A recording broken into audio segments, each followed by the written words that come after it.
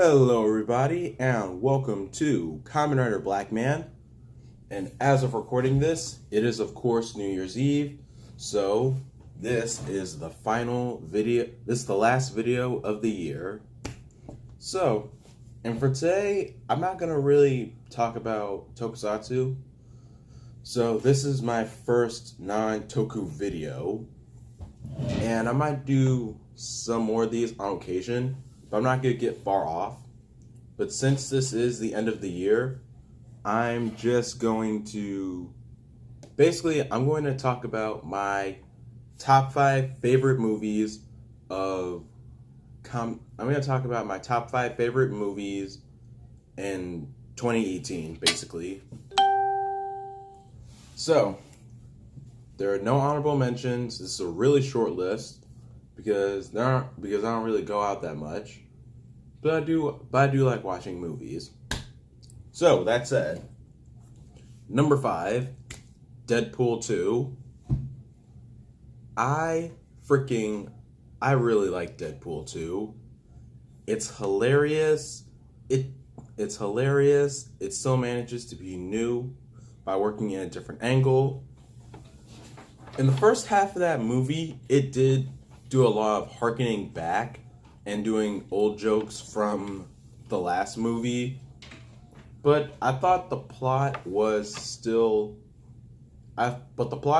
got you in the feels, since Deadpool literally lost his girlfriend, but only to, at the very end of the movie, just to steal Kane's time machine, just to time travel back in time to save her, and then possibly have a child named Cher. But still, it's a good movie. Here's the thing, I really like the movie, but I still find it about average and whatnot. The introduction to some characters are hilarious. The deaths of the X-Force, it made me look down as to laugh because, oh my god. But Domino was fun. Domino was fun. Kane is a good character. So, Deadpool 2, good movie. I really liked it. So, number 4, The Incredibles 2. The Incredibles 2, it took so many years for this movie, for the sequel to come out. And I saw the first Incredibles movie when it came out, like, what? 2004, 2007? So almost 2 decades for a sequel. Everyone has waited 2 decades for a sequel. And we finally got it. And it was amazing. Once again, it's like Deadpool 2. Trying to angle it around in a different way because the plot in The Incredibles 2, as well as the first Incredibles, they're a little similar, but they do make a twist on it to make it very different. With that said, it was still an entertaining movie. And what really grasps me about it a little bit is the ideas of ideologies between humans and superheroes and their need for them. So next, number 3, starring Kevin Hart and Tiffany Haddish. She's so hot. Night School. Night School is hilarious. I loved every moment in that movie. I'm surprised that one moment in the movie where Tiffany Haddish is saying, "Now are you trying to get your GED?" It was cut out. Spoiler alert. But that movie is hilarious. The cast was well picked for some of the characters. And the dialogue in there is priceless. And Jesus. It was just funny. Because it doesn't help the fact that it helps for the fact that as a teacher, Tiffany Haddish gives no shits. There are no easy way outs. And Kevin Hart's character, he is a bit. He's not. He's. You can tell he's a good. You can tell he's a good dude. But yeah, he needed to learn. So next, number 2, Black Panther. This movie is amazing. Infinity War is not on this list because of how amazing Black Panther really is. Because it's not like I'm gonna be honest right now. Infinity War was just an action movie, and Black Panther, it was more than an action movie. Because let me explain why. Most action movies just have the hero and villain. That's it. Now, in Black Panther, there is a hero, sub-villain, and an actual villain with the connection, with a real connection to the hero. And then it's a back and forth of, it's not so much of fighting it out. They're conflicting ideologies for how their world should be ran, fighting oppression with service, and they both have their ideas and ways of how to do things. Like T'Challa wants to keep everything hidden for the safety of Wakanda, but Killmonger, on the other hand, he just wants to give power to the poor and just ruin.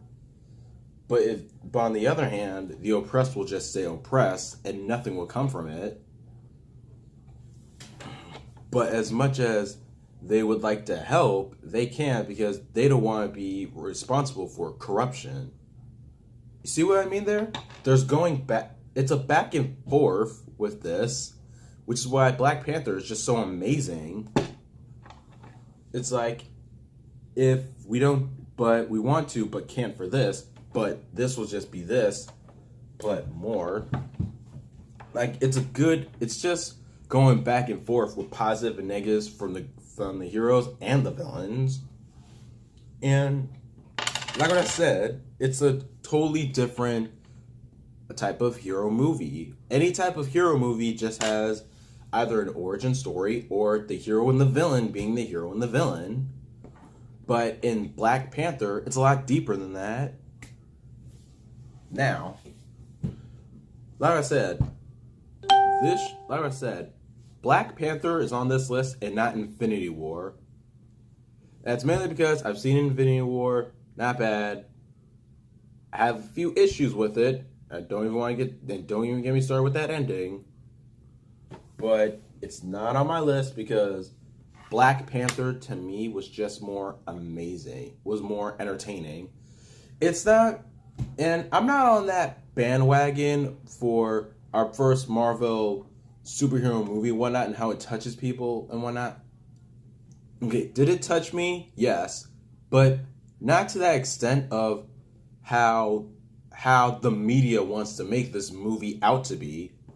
I am a DC and Marvel fan, and I went into that movie as a DC and Marvel fan, and was just taken away by it. There's not a single thing in this movie that I hated at all. Before I saw this movie, I looked up the comics on the characters to understand, even the villains. The biggest surprise to me was that I thought Claw would be the villain, and I still didn't complain afterwards. Yeah. But number 1, to me, my number 1 favorite movie of 2018 is Black Klansman. It's based on a true story with a couple of fictional fabrications, but still, it's all based on a true story, and this is overall entertaining. I swear, it's entertaining and historical. Mind you, it's a story that takes place in the 70s. where, I don't know, it could be late or early 70s for racism to be a bit of an issue in Colorado. But still, for some of the tone, but still, this movie knows, Black Klansman, it knew how to make it knew how to get the concept of racism to be realistic and thought out in people's minds. Because compare that to incidents now, like with Charlottesville, like that, like it's real life, like in that movie and right now, real life, and they're connecting that through someone's experience with actual incidents. Like this movie, it gravitates at people, and it did it at the right time. I'm not gonna lie, there are some moments in this movie where I was a little nervous for the characters because I didn't know if they were gonna get killed or not. But it knew how to it caught me so much. It caught me by surprise so much. And I don't know what the hell Eric was thinking after he came back from Africa or something. This was weird. This was like, because this was like in the early 70s, so I don't know. No, Eric from that 70s show, he would still have to be a teenager or something. Yeah, probably a little earlier than that, but yeah.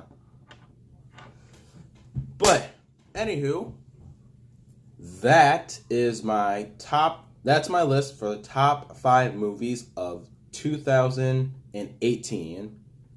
Here's the hoping for 2019 to be a lot better.